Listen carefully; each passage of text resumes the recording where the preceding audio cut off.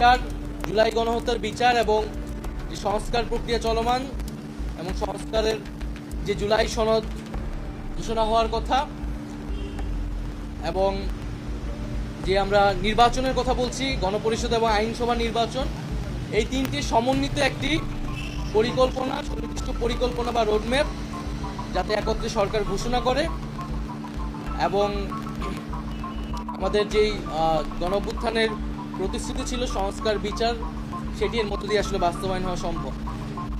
জুলাই মাসের মধ্যেই জুলাই সনদ আসবে এরকমটা আশ্বস্ত আমাদেরকে করা হয়েছে। আমরা বলেছি যে বিচারটাও কবে শেষ হবে, কোন প্রক্রিয়া আগাবে এবং নির্বাচন যেটা জানুয়ারি থেকে ডিসেম্বর থেকে জুনের মধ্যে হওয়ার কথা, সেটারও একটা সুনির্দিষ্ট পরিকল্পনা যাতে সরকারের পক্ষ থেকে ঘোষণা করে। মোটা দাগে এই 5টি বিষয়ে আমাদের আলোচনা হয়েছে। আজকে আপনাদেরকে ডেকেছে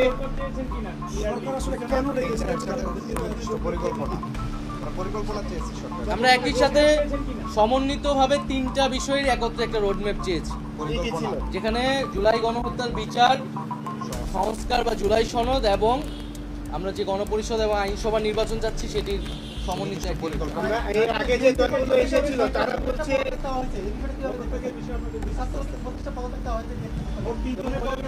আমরা সুস্পষ্টভাবে বলেছি যে ছাত্র উপদেষ্টা যারা রয়েছেন তারা গণ অভ্যুত্থানের প্রতিনিধি আকারে সেই প্রেক্ষিতে সরকারকে গিয়েছিলেন, সরকারকে বৈধতা দিয়েছেন। ফলে তাদের সাথে কোনো রাজনৈতিক দলের বা এনসিপির সম্পর্ক নাই, সেটা আমরা আজকে সকালের বক্তব্য আমাদের পরিষ্কার করেছি। বরং গণ অভ্যুত্থানের প্রতিনিধি আকারে তারা গিয়েছে, গণ অভ্যুত্থানের আকাঙ্ক্ষা বাস্তবায়নে কাজ করছে আরও সকল উপদেষ্টারা একত্রে। সেখানে তাদেরকে হো করা, তাদেরকে অপমান করা, সে বিষয়ে আমরা নিন্দা জানিয়েছি। আমাদের সাথে তাদেরকে জড়িয়ে ট্যাগ দিয়ে তাদেরকে পদত্যাগ করতে বলাটা রাজনৈতিক উদ্দেশ্যমূলক বলে আমরা বলেছি। নাইক ভাই, আজকে আপনাদেরকে ডাকার কারণ হচ্ছে যে প্রধান উপদেষ্টার পদত্যাগ ইস্যুকে কেন্দ্র করে রাজনৈতিক দলগুলোকে আজকে ডেকেছে বা আপনারা এসেছেন।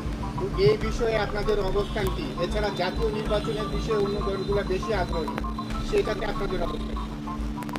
আমরা বলেছি যে উনি যাতে দায়িত্বে থাকেন, দায়িত্বে থেকে রাজনৈতিকভাবে আলোচনার মাধ্যমে সকল পক্ষের সকল সমস্যার সমাধান করেন। কোনো রাজনৈতিক দল নয়, বরং জনগণ এবং যে গণ অভ্যুত্থানকারী ছাত্র জনতা, তাদের আহ্বানেই তিনি দায়িত্বে এসেছেন এবং তাদের আকাঙ্ক্ষা বাস্তবায়নের জন্যই তিনি আসলে কমিটেড। কোনো রাজনৈতিক দলের প্রতি উনি কমিটেড নয়। এই বিষয়টা যাতে উনি বিবেচনা করেন যে কোনো সিদ্ধান্তের ক্ষেত্রে।